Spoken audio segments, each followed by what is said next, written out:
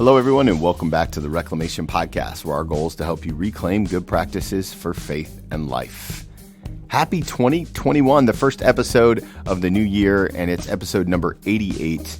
I get to sit down with Rise and Lead podcast host Benjamin Lundquist. Benjamin and I talk about God's vision, what that will require of you, and leadership heading into the new year. He talks a lot about his foundation essentials, his calling, authenticity, passion, courage, and hunger. He is inspirational, motivational, and you're going to love to get to know him on a personal level. He's got a tremendous story. As always, it means so much to us if you leave a rating or review. Those on iTunes really help, kind of boost searchability. So every time you leave a rating or review, it really makes a huge difference in getting the word out about what God is doing on this platform. Subscribe wherever you listen to podcasts. And thank you. We appreciate you being a part of this community. So without any further ado, here's my conversation with the host of the Rise and Lead podcast, Benjamin Lundquist. Benjamin, thank you so much for being on the podcast today. I love leadership, and you are the guru of leadership. Thank you for your time. I really appreciate it today. Yeah, no, it's an honor, Tony, and just excited to have this conversation with you, and believing that we're gonna together pull out some great content. Well, I want to start with a great piece of content that you have put out recently on your Instagram. By the way, if you're not following Benjamin on Instagram, pause this podcast, go follow him, Benjamin Lundquist, and you're going to love his no fluff content. And part of that was what you put out recently about the most important leadership skill of 2020. It was empathy. Now, when I read that, I was like, dang, he's coming in hot. Tell me a little bit about that and your thoughts around empathy and why it was so important for 2020.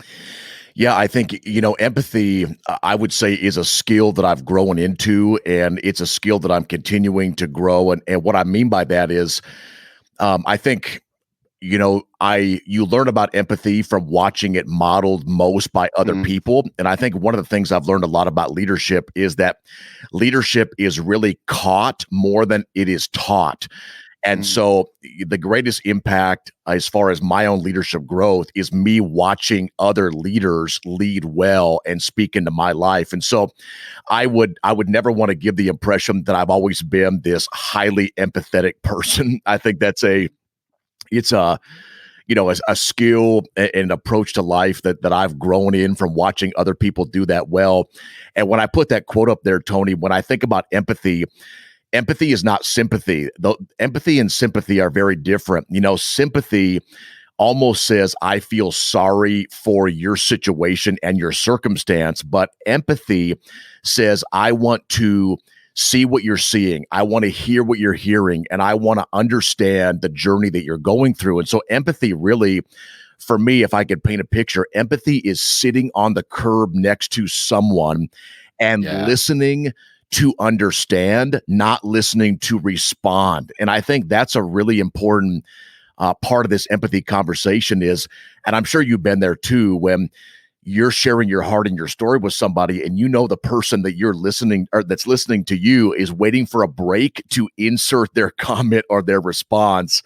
And empathy sometimes doesn't ever have a response, and it doesn't have a comment, and it doesn't have a explanation as to why somebody is going through what they're going through. The goal of empathy is to serve somebody else by listening and trying to understand their journey. And I think for the reason I put that quote up on Instagram, is in 2020, and everybody, I think, realizes this, people are going through so much. Almost to the point where we can't even articulate how we're doing emotionally, what we're feeling, what we're experiencing, because it's so complex and multifaceted. So for me, we can always put out more leadership content, and we can put out tips and tricks and how to make it through the end of 2020 and launch well in 2021. But I think more than advice, people just need empathy right now. They need somebody to say, how are you doing, Tony? What has this year meant to your family? What has it meant to your ministry? What has it meant to your community there in Ohio? And I think there is just power in empathy. And some of the most powerful conversations that I've had with young leaders, and I had one with somebody yesterday for about an hour. Some of the most powerful conversations, I have given no advice and I have said very little, but I have listened really well. And so I think there is just something about listening with that approach to empathy that says, I value enough to shut my mouth and listen to what you have to say, because you have a story that deserves to be heard, and you're going through a lot right now. And I want to honor what you are going through in 2020 by practicing empathy and trying to put myself in your shoes and understand what you're going through. No, I love that. I think it's crucial. I'm going to put you on the spot for a second. Was there a moment in life when you realized that you needed to gain that skill? Because it's clear that you're, and we'll jump into a little bit more of your story in a little bit, but it's clear that you've been learning as you go your entire life. That's as I've kind of dove into your life. That was a theme that was very evident.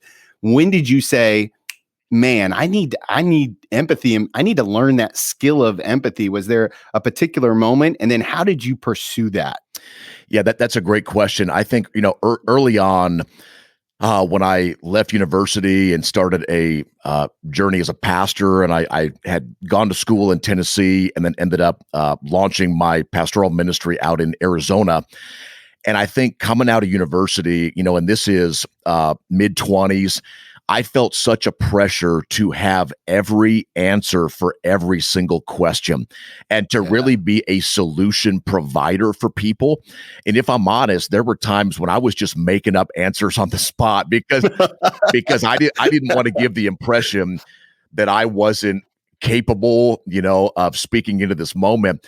And I think what I recognize is that people are not looking for solutions as much as they're looking for connection.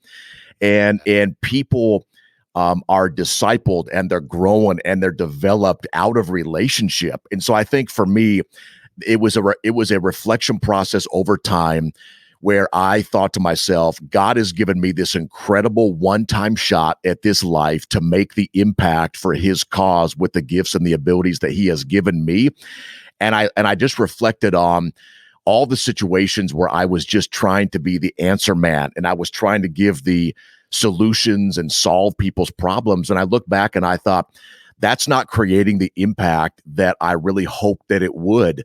And I think for me, there was this aha moment that relationship is where you make the greatest impact in somebody's life. And so out of that aha moment about the need to connect relationally, that's when I began to just watch people who were practicing empathy really well. And so I think it wasn't an overnight pivot.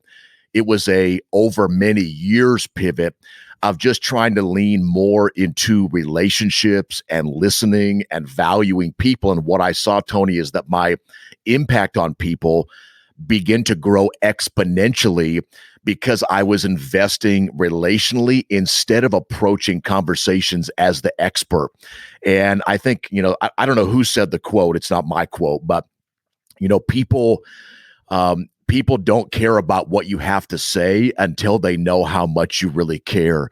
And so I think for me, it was just a journey of reflection and recognizing that my impact was greater when my focus was on stewarding the relationship well and approaching that relationship with empathy. And I think there's almost no greater value that you can place on the life of somebody else than being willing to lean into their story and be able to tell somebody your story matters.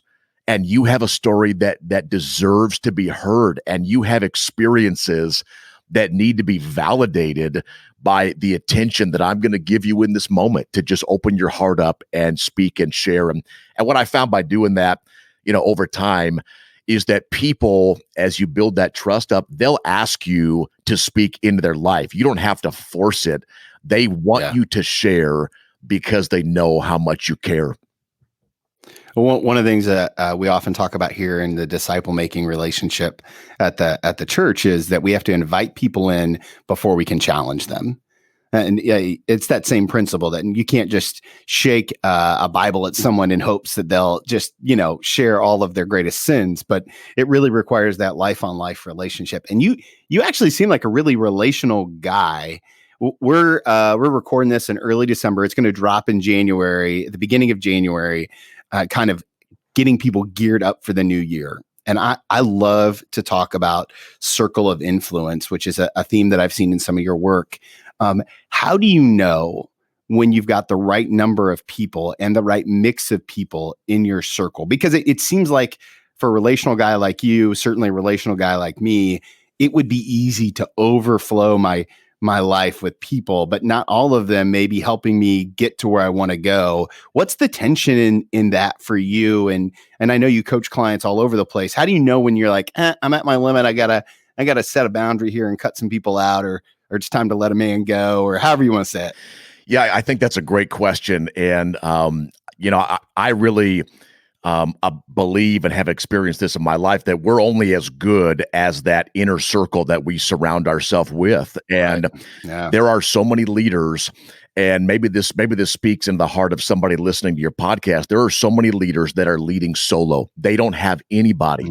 And every day is a battlefield of survival because they don't have anybody lifting up their arms and carrying them forward. So I could tell you, Tony, that there is no way that I would have grown and would be where I'm at today had other people not carried me forward. So I know the value of having those people in your life. And I guess a couple comments that I would share on kind of building that inner circle. How do you know if you have the right circle? What do you do if you have somebody that's wrong in your circle? Right. A couple things I would share would be, when you look at the life of Jesus had multi-layers of community within his life. It wasn't just, he didn't just interact with one layer of community. And what I mean by that is, Jesus interacted with the crowd, and he taught, and he did miracles, and he loved, and he shared hope. He also, below the crowd level, he interacted with his companions. And I would say those were his chosen disciples that he was doing life with for, 3+ years. So he had the crowd, he had his traveling companions, and they walked and did ministry everywhere within that region. But then he had his confidants, which were Peter, James, and John. So and then, the Holy Spirit, kind of at the core. Right. Yeah. But you can just see that Jesus's interaction with community was multi-layered. And I think for so many people, we don't often describe it in that way. So we think about, well, you need to have people in your life. So people just start inviting people like, oh, I want this person and this person. And I think we've got to be much more intentional than that. You need to interact with the crowd in Ohio. You need to have people that you are that are your traveling companions and you're doing life with, but you also need that inner circle of confidants when you are at your weakest and when you need to be uplifted. You're going to text message or thread that group and say, gentlemen, ladies, you got to lift me up. Like, I'm going through some stuff right now and I need people. So if you're talking about that inner circle, for me, it's less about the number and it's more about what you are going through in your current season and what you need and what is going to set you best up to maximize how you can serve other people. So for me, a good assessment question of your inner circle would be, are the people that are the closest to me right now, are they helping me grow in the areas that I want to grow in my life? And if you recognize, even going into 2021, I want to grow as a pastor, I want to grow as a husband, I want to grow as a father, I want to grow as a community influencer. My question would be, when you take a look at your inner circle, is your inner circle helping you grow in the areas of your life that matter most? And if you're not growing in those areas, or your circle is not providing that support, you may need to change up your circle, because I think your circle really is there to help you become the best version of yourself in the areas of your life that you want to grow the most. And so I'll just say this, and this may step on a few people's toes, but that's okay. I like it. When you think about your circle, nobody in your circle is neutral. Nobody. In your inner circle, people are either holding you back or they're moving you forward, but there is no neutrality in your circle. And so I think you have to honestly assess, and it's not personal on whether you like or don't like that person. It is personal on how they're affecting your life. But I think you got to ask yourself and assess honestly, is the circle that I am the most closely and intimately connected with, are they moving me forward to God's mission, plan, and purpose for my life? And you may think that's selfish. Listen, fulfilling God's purpose for your life is never selfish. It's essential. And you are going to do the same thing for somebody else. But I think you got to ask yourself those questions. Who is in my circle right now? And some people are there because you've intentionally invited them. Other people are there by default because you may have known them, since college. They could be family, friends. But you got to assess, is the circle moving you where you feel like God has taken you, and where you need to go and where you need to grow? And ultimately, your circle should be expanding your impact so you can reach and love and empower more people. And one thing that I learned from a friend of mine who used to be the president of Catalyst Conference, his name is Brad Lomenick, and we've journeyed together for quite a while. Brad shared this aha moment with me on one of my podcast episodes, and he said this. He said, we have three main facets to our life. You have your identity, and that's who you are.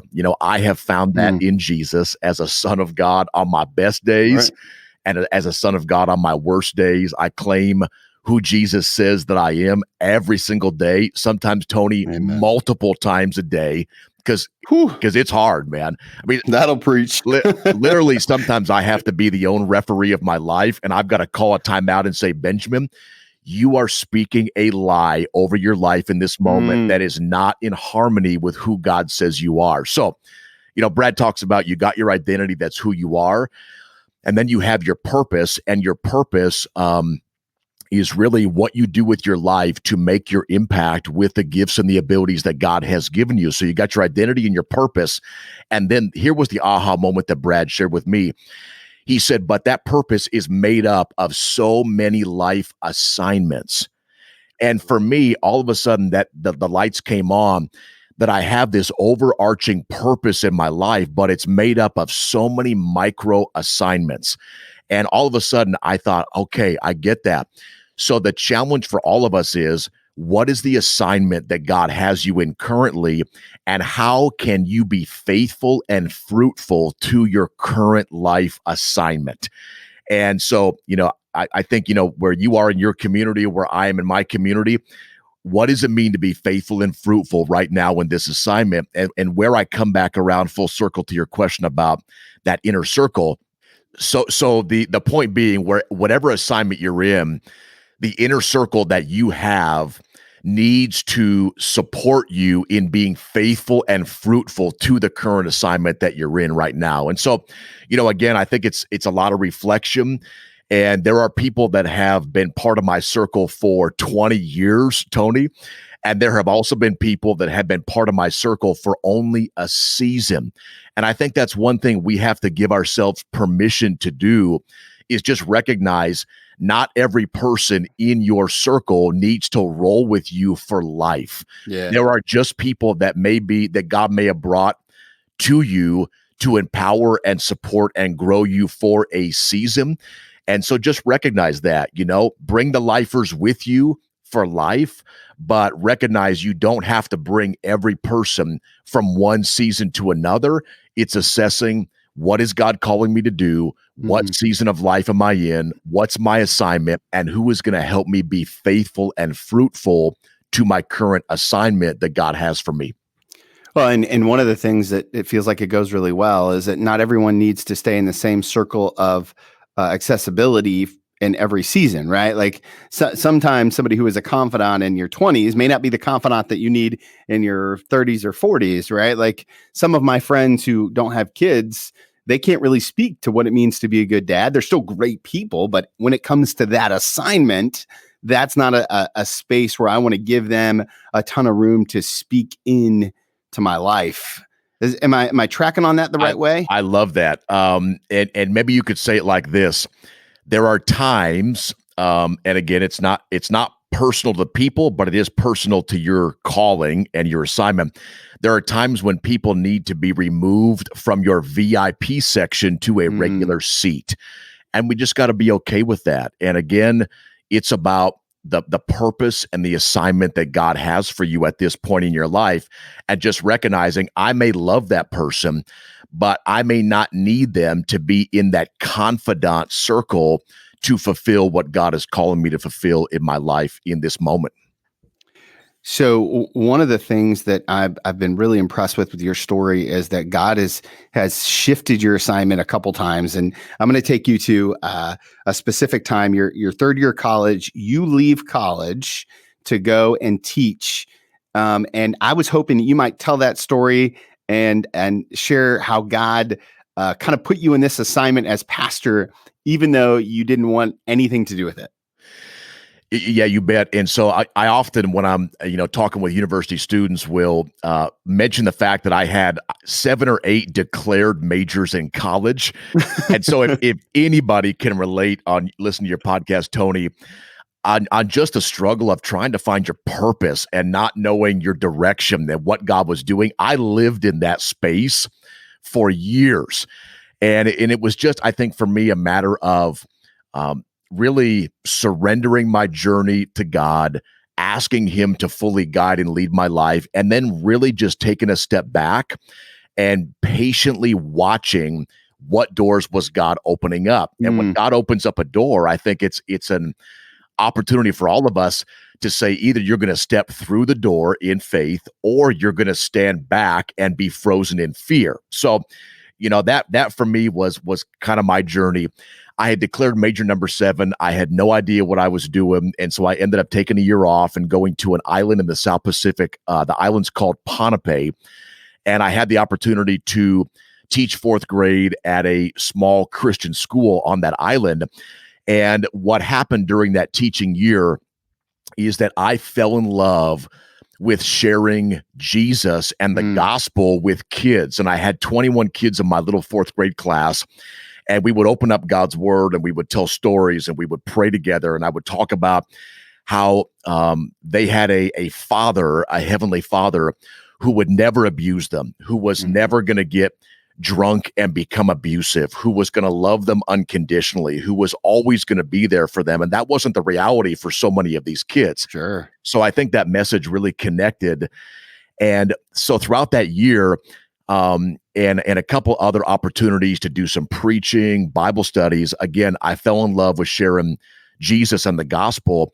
And it was during that experience that I felt a call to ministry. And I knew a little bit about ministry, not because anyone in my family had been a pastor, but I had done some work at summer camp. And I loved the ministry of working at camps. I mean, it was just like the campfire program, water sports, the whole camp environment. So it offers a certain level of intensity that I feel like is attractive to guys like you and I. Well, absolutely. And I loved it. And so I think what I understood at the time to be a calling to ministry. And so I told God, I said, I'm going to put out a couple requirements. And I said, God, I will accept this call to ministry, whatever that means. I didn't, that was for God to craft and create. But here are my 2 requirements. My requirements are that I will do anything you want me to do, but I don't want to be a pastor. That's what I said. You can do anything with me in ministry, but I don't want to be a pastor. And at the time, what I knew about pastors, and I don't know if anybody can relate to this, but at me in that moment, what I knew about pastors is they were so boring. Right. And I just had not met a pastor who had spoken life into me growing up. And the thing is, they're out there 100%. I just hadn't had that experience. So pastors were boring. And the other thing was they were so poor financially. And so I thought to myself, I don't want to be boring. Like my calling is not to be boring. And my calling certainly is not to be poor. So anyway, so God's like, okay, yeah, thanks for giving those to me. Now, why don't you just allow me to lead your life? And so I finally, after having been at that school for a while, told the first person that I was going to work for God for the rest of my life. And the part of my story that was a real pivot point for me that really affirmed God's calling for me, and everybody has that affirmation in different ways. So I just would encourage you, don't compare my story to your story or your story to my story. God affirms in different ways. But for me, I told the first person that I was going to work for God for the rest of my life. And long story short, about 18 hours after I made that public statement to somebody for the first time in my life, I fell 50 feet off a cliff while I was hiking there on the island, kind of running a little camping tour one evening. I fell 50 feet off a cliff, landed on a pile of rocks. And when my friends that were there with me found me, they were convinced my back was broken and rushed me to a hospital. And when I went to the rural hospital there on the island, they took x-rays. And I remember just lying there on this table in a waiting room, and the doctor coming back in from checking out the x-rays.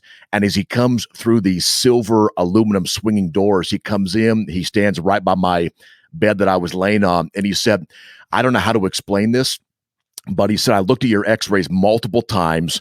You fell 50 feet off a cliff and you don't have a single broken bone in your entire body. Wow. And he said, I looked at your back because that was a big concern for us when you came in. You don't have a single broken bone in your entire body. Your back, your spine, everything is perfectly aligned. And I walked out of the hospital a day later from that experience. And so for me, that was, I think, just affirmation on a couple different levels that life is very fragile. I think that was one, that life is very fragile, that life is an absolute gift. And I just want to speak this into anybody who's listening to your podcast. Your life right now is a gift. Yeah. And there is a reason for your existence. And God has a plan and an incredible purpose for you, just like he did for me. And so I left teaching, went back to my university outside of Chattanooga, Tennessee, and I switched majors to theology. That was my final major. And then that launched the last 20 years of my life, pastoring at a local church, doing administrative ministry, which is what I'm doing now. And it's been a great journey, but that's kind of how that pivot happened in my life. And what I love about that is there's a nuance to the story that you told in your podcast that about your dad. And your dad was in upstate New York. And at the same time, you were in the hospital room where he had no idea what was happening with your dad. Yeah, that was the interesting part of the story. When I left the hospital about a day and a half after recovering, and they were making sure I was okay, I took a couple of days off of teaching my fourth grade class, and I was laying on a bed, just recovering, taking it easy. Phone call gets patched in. I pick up the phone call that, people knew I was in that room, so the phone call went to me. And there's just some people that when you hear their voice, Tony, you know who that is. And I picked up the phone, and it was my dad. I knew his voice right away, and he didn't give any small talk, didn't talk about the weather, politics, whatever. He simply said, "What happened to you?" And I said, "Why would you ask me that question?" And I said, "Well, actually, I had a fall." And my dad said, "Are you sitting down?" And I said, "No, I'm laying down." And so my dad tells me, which is just mind blowing. He said, "Let me tell you a story about you." So my dad says, a couple of days earlier, he was in bed, upstate New York, laying next to my mom, sleeping middle of the night. And he said he heard God's voice say, "Get up and pray for the life of your son."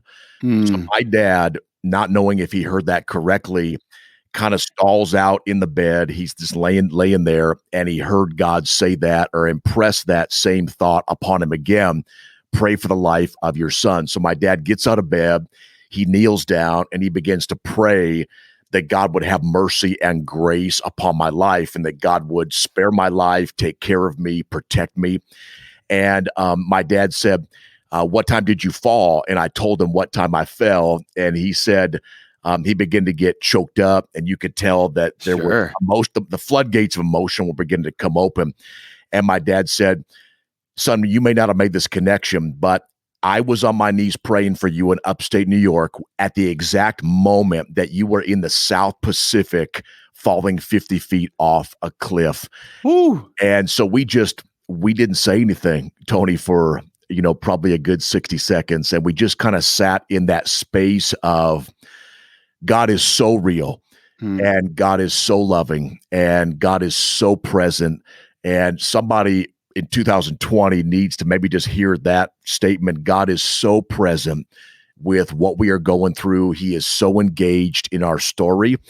And for me, that just became affirmation again of the fact that God does love me and that God does have a plan and a purpose for my life. So my dad and I, we carry that story with us, and there'll be, probably every 2 years or so. My dad just retired in Southern Oregon, but we'll just be riding in the car and I'll tell my dad, hey, take me back and let's revisit that moment again. And it still is emotional, to just sure. Yeah. know what God does. I mean, when the Holy Spirit's working like that, I think that there's nothing that matches. And for me, that's one of the things that I'm super passionate about is the awe and wonder of God. I think we've kind of relegated God to this little box, and we want him to work just on Sundays or just when it's convenient. And we forget that the God of the miracles that we read about in the scripture is still the God in people's lives today. And I know that there are some people out there who are praying for a miracle. How do we encourage them as pastors to believe that that a miracle can come, even though it may not look like the miracle you're drawing up? Yeah, I think that's a great question. I 100% believe that miracles fully happen like they did in Scripture today, and I think one thing that I have chosen to take on as a leadership approach, and this will play into your question, Tony, is that a vision for life and a vision for our leadership, a vision for our impact, if it is a vision from God, it will require God for that vision to become a reality. And what I have just learned along the way is that if you don't need God, it's not God's vision. Because God's vision for your life, for your marriage, for your fatherhood, for your business, for your church, for your community, God's vision will require the workings and the power of God for that vision to become a reality. So my question would be, for anybody who is wondering, where are the miracles? My question would be, what kind of vision is leading your life? And are you putting yourself out there? And are you taking leaps of faith? And are you stepping into the unknown? I love the song Oceans. You remember that song? Oh yeah. My goodness. A group of leaders and I, we were at a conference called Catalyst when Hillsong United sang Oceans for the first time. What year was that? Because I was at Catalyst. What year was that? This was Catalyst West. And I'm going to say okay. I went to in Atlanta. 13, 14, somewhere in there. But my question would be, when you think about miracles and why they're not happening, are you putting yourself into a situation where a miracle needs to happen? And so I think with that vision thing, there's some of us, we need a bigger vision, because the vision for our life, we can do it on our own. And again, I'd come back to, if you can accomplish your vision on your own, it's not God's vision for your life, because God's vision will require God, his working and his power for that vision to become reality. So I would just encourage people, put yourself out there, take risks, realize that you are never a failure because of who Jesus, God, already says that you are. So don't fear failure. Put yourself out there where miracles are possible and where miracles become necessities because you are stepping out in faith. One of the things that I love about your Rise and Lead podcast is you've got some foundations that you've built upon, right? And you've got the 5 essentials for the Rise and Lead Foundation.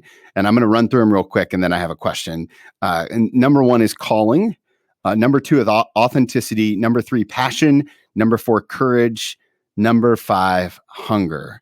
Out of those 5, and I'm going to ask this like picking a child, I think. Which one do you think is most important for leaders to start with? Because when I read the list, it feels kind of, like, oh man, I don't know if I have all 5 of those, but I probably got 1 or 2 at least. Which one is like, do not pass go without your one of these five? Yeah, I'm gonna say 100% no hesitation. It's calling. And when I think about calling, calling is really the crossroads of your identity and the gifts and the abilities and passions that God has given you. So for me, the foundation for my life and my leadership, it goes back to, who does God say that I am? Hmm. And I can tell you that there have been so many challenges in my leadership and so many moments where I could give up or I could continue going. And I always have to go back to, who does God say that I am? And so for me, that idea of identity, knowing who you are and knowing that you are called to something, is what keeps me going in those moments when you're living out 2020 and this year is hard, Right. or you're reflecting back on 2020. So for me, it's that idea of calling. And when I think about calling, if you go to Matthew 4:19, when Jesus calls his disciples, he says, "Follow me and I will make you fishers of men." And so when I think about calling, for me, I see every one of us having a dual calling. That our first calling is, we are called to follow Jesus. That's Yeah. our supreme calling. Mm-hmm. And we are called to follow Jesus. And our second calling is that we are called to do something with the life that he has given us. Scripture talks Yeah. about that being fishers of men. But the idea of calling is, I'm called to Jesus. And so every day I wake up and make that declaration. My name is Benjamin Lundquist, and I am a chosen, loved, anointed, and called son of God. And I am choosing to follow Jesus this day with my life. And secondly, I am going to lean into the calling of maximizing the gifts and the abilities and the passions that God has given me. So for me, calling, it's foundational that you know who you are following. And out of who you are following, Tony, even on your worst days, you know who you are. And I think it goes back to, leadership is hard. Ministry is hard. Marriage can be hard. Fatherhood Amen. can Right. be hard. But even in those moments that are hard, going back to, I still know who I am. And I still know what God says about me. And I still know that I'm called to Jesus every day. And I am called to use those gifts and the abilities that God has given me to impact the world. So for me, out of those foundational pillars, or puzzle pieces, that calling one, I think is such a foundational piece that I would say that's the most important. Everybody has to ask themselves on the daily, have I chosen to follow Jesus today? Have I chosen to do that? And am I going to choose to maximize the gifts and the abilities and the opportunities that God has given me? And there's people that have, called me this year and they've said, I'm lost in 2020. My hands are tied. What am I supposed to be doing? And I often tell them, hang on a minute. 2020, even in the struggle, it's about opportunities. And there are opportunities in 2020 that didn't exist in 2019. So when you think about that second calling, yeah, we can mourn 2019 and we can say, oh, we wish we could experience life and leadership before COVID. Just don't even go there, because we're done with, I think, mourning what was. It's about building something better and looking at those opportunities that we have. So again, for me, calling is every day choosing to follow Jesus, allowing him to give you your identity and claiming that every day, and then leaning into that calling to maximize the opportunities that we have. And so for me, that's why calling, I think, is so significant. Well, and I think it goes back to what you were saying earlier about assignment, right? Like, calling is how you see the world, and assignment is just the environment that's directly in front of you. Yep. And you have to use your calling in the environment. Therefore, you have to use your calling in your assignment, right? And the assignment may change, but the calling sounds like won't really change much. Yeah, I think that's true. I think it ebbs and flows over your lifetime. But for me, like, if somebody were to ask me, Benjamin, what is your calling? I believe my calling is to share a freeing, empowering gospel with the world and grow leaders. That's what I feel like I have been called to do. It's going to look different depending on my life assignment, but I feel like for the last 20 years, that has been a consistent calling and passion that I have had on my life. It's going to look a little different. And if somebody's thinking to themselves, where do I even start trying to figure out that calling? Because I think we think about that a lot. Couple things I would share. One would be from my own struggle with my 7 or 8 declared majors in college. I would just encourage anybody, your calling is so much bigger than your career. Yeah. And your calling can never be contained in a career. And I think sometimes we obsess over career because we think career is synonymous with calling. A career is how you make a living. And you hope your career is in alignment with your calling, but your calling is what you do, Tony, with your life. You don't ever turn off your calling. Your calling is, you don't punch a time card on your calling. You live that out 24/7. Right. You know, when I get a text message from, an emerging leader at 9:30 who's in crisis, I'm going to live out my calling at 9:30, even though my day job may have stopped at 5:30, because that's the calling that God has for me. And so a couple of things I would just share, just fun questions for reflection. What would you take a 50% salary cut to do and still do it because you love that thing so much? Another question, what would you do for free because you are so passionate about that thing? Often you can get some good data and evidence about your calling. Another couple questions would be, what did you love to do as a kid? Because often what we love to do as children, we still love to do those things today. They just look a little bit more adultish. Sure. So think about what you love to do as a kid. And then two final questions, just for reflection, maybe take 30 minutes over this next weekend and think about some of these. Another question would be, when is the last time in your life that a day flew by and you lost track of time because you loved what you were doing so much? And what were you doing in that moment when you lost track of time because it flew by? It's going to give you it's going to help you to have clarity on what some of your passions might be. And final question that I would give you for reflection would be, what breaks your heart? Because often you can go back to the story of Nehemiah, which just screams leadership narrative. But you can go back to the story of Nehemiah, that first person narrative, and we could do another episode all about that. But the question of what breaks your heart, because often what breaks your heart the most is what God is calling you into to create the greatest change. So what breaks your heart? For Nehemiah, it was the broken condition of his city, physically and spiritually. And he couldn't let that just sit. He had to act and lean in. So a couple of questions for reflection. Well, I mean, it's obvious that you're so good at what God's called you to and coaching leaders. And I know you do that for leaders all over the country. As you think about the people that you're coaching and the leaders, and kind of what you're planning for on the Rise and Lead podcast, what's the word that God's giving you for 2021? Is there something concrete? Is it an expression of empathy played out more, or kind of where do you see? Give us a little prophecy for 2021.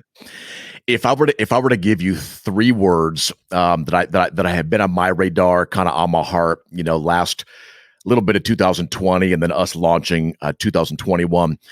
Couple words I would think about when it comes to leadership and your influence ministry. The first word would be empowerment. Anyone who is leading or doing ministry who is not empowering people will lose all relevance in 2021. And I think at the core, leadership is empowerment. Leaders create leaders. That's what empowerment is. That's what Jesus did. You go to the Great Commission, we could spend another 20 minutes talking about Jesus' empowerment model just in the Great Commission. So I think that word empowerment is a big one for 2021. If you want to be relevant and if you want to be an effective leader / influencer in 2021, you have to be an empowerer of people. And that really goes into multiplying yourself in others, helping people do what you are doing. So empowerment would be one of the first words. The second word I would say would be a curating. And what I mean by that is, I think what COVID has challenged us to do is that we often are going to have a much greater impact by curating small groups than pulling together big crowds. And we don't know what the crowd situation is going to be like in 2021. We don't know if we're going to be able to have massive church services again. If there's a vaccine, that might end up happening. But I think the idea of you can curate groups that you can speak life into and empower. So who are the 10 to 15 people that you can give personal invites to, so you can build a curated group where you can help influence a small group that will have big impact? And I've seen that in the business world. You are seeing all over the place, Tony, the pull in the draw for mastermind opportunities. And a mastermind is an influencer who pulls together, usually for quite a large fee. They pull together a bunch of people, and they're going to give one-on-one access to this curated group of people. And I think that same model of, we're used to focusing on the crowd, but I think in 2021, it's going to be about curating small groups. And as you curate small groups, you will multiply your impact, and you may end up having a much larger impact personally than you ever would just speaking to a crowd. And that could be, it could be a discipleship group in a church. It could be a small group. It could be a men's group, a women's group, a parent empowerment group, a collegiate group, but just pulling people together and speaking life into people, living the gospel with this curated group. And the last word I would share, which I thank you for bringing up at the beginning of your podcast, which I love, by the way, you brought up that word empathy. I think empathy is so relevant. And I'll just say this: empathy will never lose its relevancy, ever. But I think it's come onto the radar in 2020 because we are so disconnected, because people are feeling so isolated. And again, they can't even describe it with words, many people. But I think in 2021, empathy is going to be on the front burner.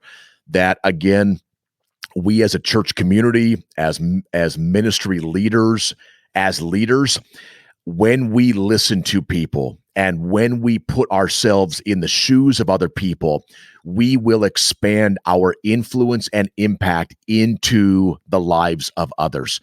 And so I would just challenge anybody with this question: who do you need to listen to? Maybe it's your spouse. Yeah. Maybe it's your kids. Maybe it's the leaders that are on your team that don't feel listened to right now because your meetings are all one directional and they're not a conversation. But with empathy, who do you need to sit on the curb with and listen to and build a relationship with? And I think empathy, Tony, is going to continue on in full force and relevancy in 2021. Yeah, we had a marriage counselor on the podcast several months ago who talks about the journey to disconnectedness. And he says that it begins with a lack of empathy, that we begin to disconnect from the people in our life when we refuse to sit in the proverbial mud puddle with them or the curb. And I think that is a phenomenal word, Benjamin. And I so appreciate your willingness to give it. The Rise and Lead podcast, it is so good. You've got to go and subscribe to it right now. Listen to his podcast, subscribe to it. If you're looking for transformational coaching, Benjamin, you do that all the time with leaders all over the country. You specialize with young leaders, though, right? What's your target window is usually 20 to 40-ish? Yeah, I'd say, I have a passion definitely for the emerging leader, and just kind of reflecting on, what hope and empowerment do I wish people had spoken into me when I was a bit younger. But I really enjoy and love just working with leaders of any age and demographic.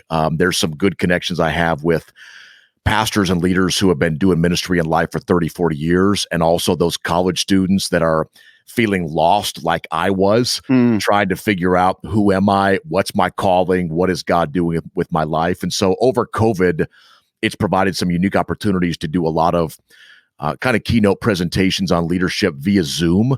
Yeah. And so, those have been really fun. Or just jump onto a Zoom call with the team and just do an hour-long Q&A and just try to speak into what that team may be going through in their journey.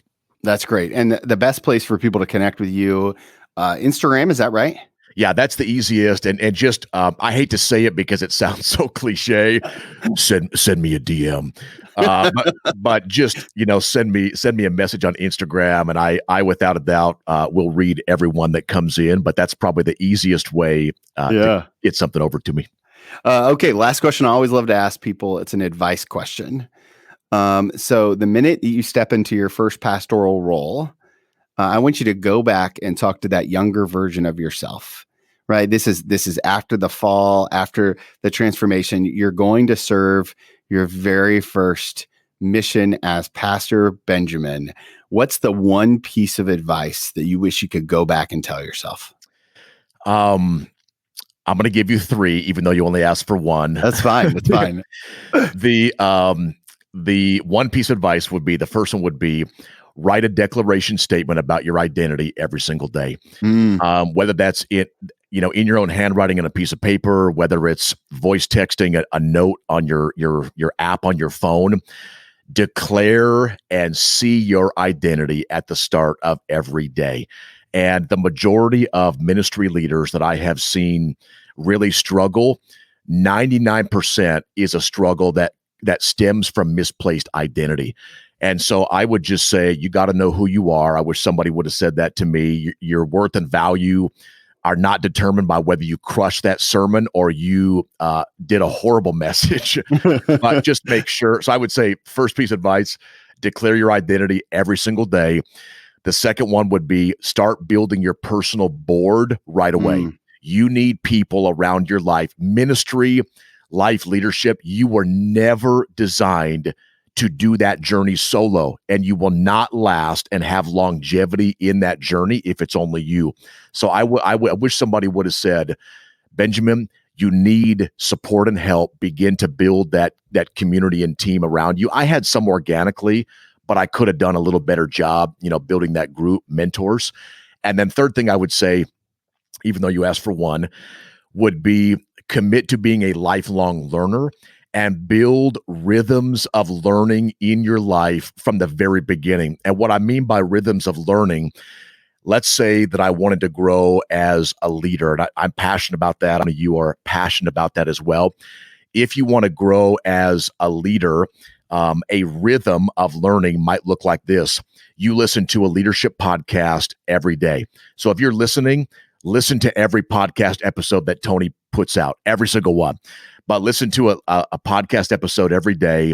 Have a conversation with a mentor every week. Read a leadership book every month. Every 6 months, pay to do a course to hone or grow a leadership or ministry skill. And then finally, every year, attend a leadership conference. I love it. I love it so much. And Benjamin, I thank you so much for your generosity and for your time today. It was such a life-giving conversation and went by so fast. I just appreciate the passion which you come into everything and for taking the time to share with my friends and listeners here on the podcast. What an incredible conversation with Benjamin. I love the way he talked about how empathy is the most important leadership skill in 2020, and it probably will be in 2021. His no-fluff approach to leadership is really resonates with me. It reminds me a lot of some of the incredible mentors I've had in my life. I just think if we can dial in on our identity, our purpose, and our assignment, God will do amazing things in us and through us. So thank you. Go follow Benjamin on all the social media platforms and get connected with him. And if there's anything that we can do to help you start off the new year in a good way, we want to do that. Again, thank you for leaving the rating review if you've done so already. And if you haven't yet, take a minute right now. Go ahead and leave us a review on iTunes. It really does make a difference. Thank you so much, and I look forward to connecting with you real soon.